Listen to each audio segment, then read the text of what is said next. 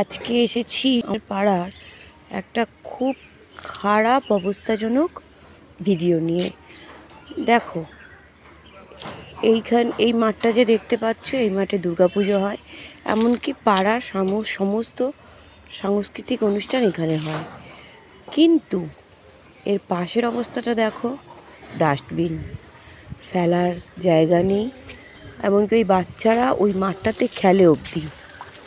আর এই যে প্লাস্টিক প্যাকেটগুলো দেখছো, সব উড়ে উড়ে সারা জায়গায় বাড়ির ভেতর পর্যন্ত ঢুকে যাচ্ছে। খুবই খারাপ অবস্থা।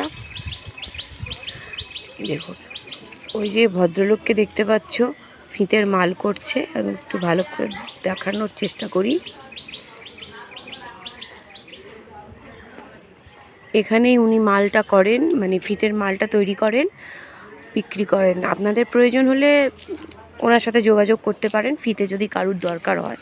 কারণ এখন কোথাও ফিতে আর তৈরি হয় না, ওই মামাই তৈরি করেন শুধুমাত্র আমাদের এই এলাকায়, সাত্তাশি পালপাড়া এলাকায়। তো যাই হোক, যেটার জন্য এসেছিলাম, এই ভিডিওটা দেখুন। আমরা অনেকবার চেষ্টা করেছি প্রশাসনকে জানানোর, তারা কিছুই করেনি। আর এই যে আশেপাশে যে বাড়িটা দেখছেন, এই যে বাড়িগুলো দেখছেন, বিশেষ করে এই বাড়িটায় দুটো বাচ্চাকে, তাদের যে কি অবস্থা হয় তারাই সবসময় বলে। গন্ধে থাকতে পারে না, বাচ্চা দুটো মাঝে মধ্যেই অসুস্থ হয়ে পড়ে।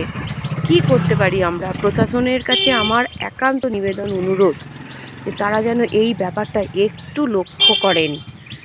আমার এইটুকুই বলার। দেখুন কি অবস্থা। মাঝে মাঝে পুড়িয়ে দেওয়া হয়, কিন্তু পুড়িয়ে দিলে সেই প্লাস্টিকগুলো পুরো পাড়ার মধ্যে ছেয়ে যায়, সবাই অসুস্থ হয়ে পড়ে। গাড়ি আসবে বলেছিল, ময়লা তুলে নিয়ে যাবে, সেই ব্যবস্থাও হলো না।